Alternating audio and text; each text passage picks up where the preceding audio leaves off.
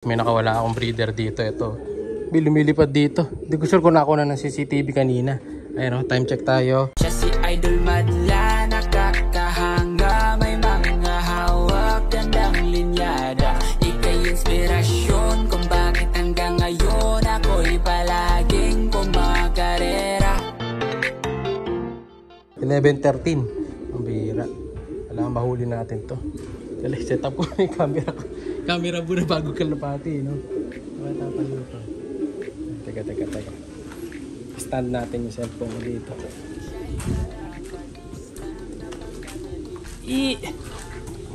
Bihira. O ka lalabas dyan, tol. Magulo, ha?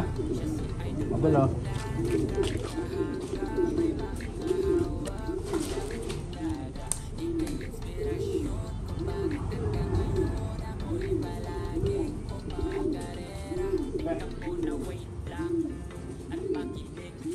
Mga kalapatids, huli ko din.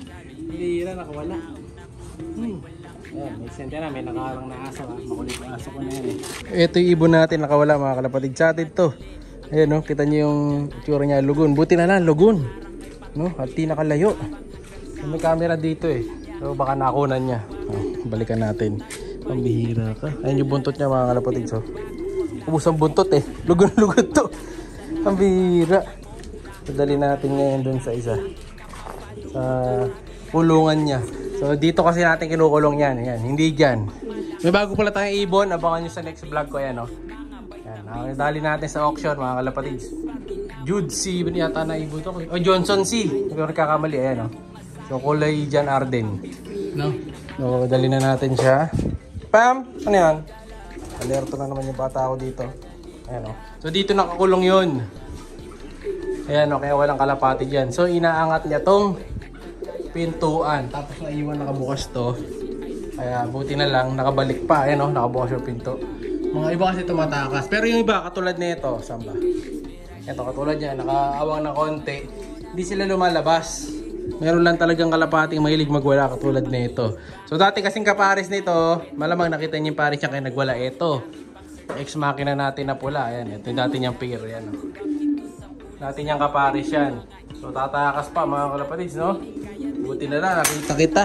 Pabihira. Wala ako sa bahay. Yari. Hindi natin makukuha to. Balik ka. Yan. Ayan, mga kalapatids yan. Diyan na siya. Bihira. Kaya hindi talaga pwedeng ganito yung kulungan pag nasa labas ng loop, eh. Ayan, hindi pwedeng ganito. Kailangan yung nasa loob ng patokaan. Pero karamihan kasi dito, ganun ginagawa ko, eh. Nasa labas yung patokaan. Nilalabas lang yung ulo. Tapos yung ibang part ng cage yan, naka-cable tie para hindi gumalaw. Ayan. Ito, unlike dito. Ito dahil hindi naman siya tumataka sa kabatcher to. Malaya siya. Ayan. Masikip lang yung ano nito. So hindi naman siya magwawala. Hindi siya makakalabas. No? Ito kahit nakabukas to na matagal. Ayan. Dito sa ibon na to. Dahil matagal na tong sanay sa ganyang cage. Hindi siya lumalabas. O ayan. Pwede nating isara yan. Hindi sila lumalabas. Hindi tumatakas. No? Meron talagang mga kalapatay na palatakas lang talaga. O lalabas na natin yung mga tinape natin, mga kalapatay. 1. 6 yata ito. Kung di ako nagkakamali, eh. 2.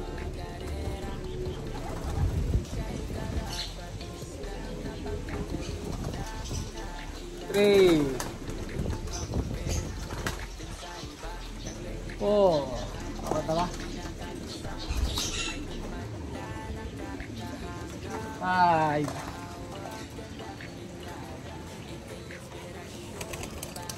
6. Yun, ang pinali, yung kalawang. Wala lang, sana mag-overfly. So babantayan ko naman to ngayon. Baka kasi tumalon dito sa tubig, eh. Tulad nun, may tumatalon na yan. Pag tumalong kasi yan, rekta dito, mga kalapatids. Mahirapan tayong kunin niya yan. Kapag kainanod yan doon sa may tabing ilog, mapalayo, hindi na natin makukuha. So babantayan natin sila hanggang, hanggang sa ba? 11:55. So hanggang alas 2 lang to. Titignan-tingnan ko na lang, ayan. Inulan na nga, mga kalapatids, yung mga warriors natin na binilad. Ayan, pinakawalan. So ayan na sila. Ligo-ligo lang. Tate warriors. 6 pa rin naman yan, wala pa nababawas. Kapag talagang tumudo yung ulan, eh tutulak na natin to. Pero kung ganyan lang naman na mahina, Kaya nila yan no? Ambon lang So titingnan ko pa kung kakayanin nila mga kalapatids. Yung ganitong ulan, ayan Enjoy pa naman sila no? Galingan nyo dyan dahil talagang te-training ko kayo ng umuulan, huwag kaya magkakasipon. Emergency mga kalapatids, medyo lumakas yung ulan.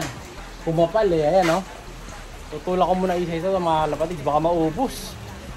Set up ko muna yung camera. Ayan tulak natin. Napakahalaga sa aking kapapanood. Marami akong natutunan. Bukod sa high blood, si Warden estilong pangmalakasan. Kasama na mga tips mo, mga vitamins, mga daily maintenance, pati na morning routines. Ang galing-galing mo, idol, wala na akong masabi. Lalo na sa pagpi-free flight ng mga kalapate. Siya'y kalapatistang napakagaling na kinakilala.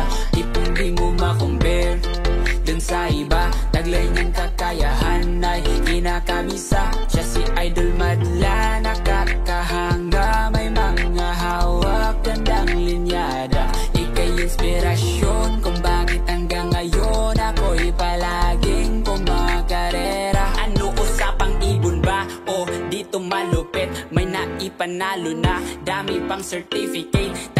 Tanda ko dati, back to back ito sa puling. Sa lupit na mga ibon mo, instant winning. Kaya din ako magtataka kung manalo ka. Sa lahat ng sasalihan, ibon mo ay kakasa. Ibang klase talaga, idulo ng karamihan. Sa pagiging tunay mo, yan aking hinahangaan.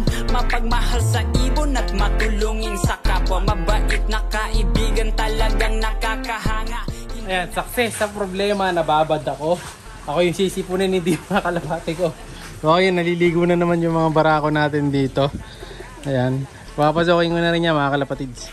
Okay na, nabasahan na sila. Di timitigil ang ulan, kala ko saglit lang Sumagad ng yung ulan, buhos.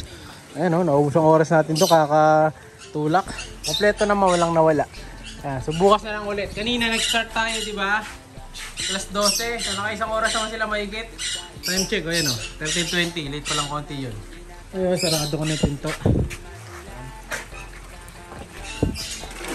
Tulog na boy, kaya kayo magbilad. Okay, ayos. Okay na mga kalapatids, ito yung mga tinulak natin kanina. 6 yun, di ba? 1, 2, 3, 4, 5, 6. Kompleto yung 6 na off color natin dito. Huwag kayong mawawala. Abangan nyo lang yan sa susunod na training. At ayun na, lakas ng ulan. Ingat kayo mga kalapatids. Bye! Siya'y kalapatistang napakagaling na kinakilala.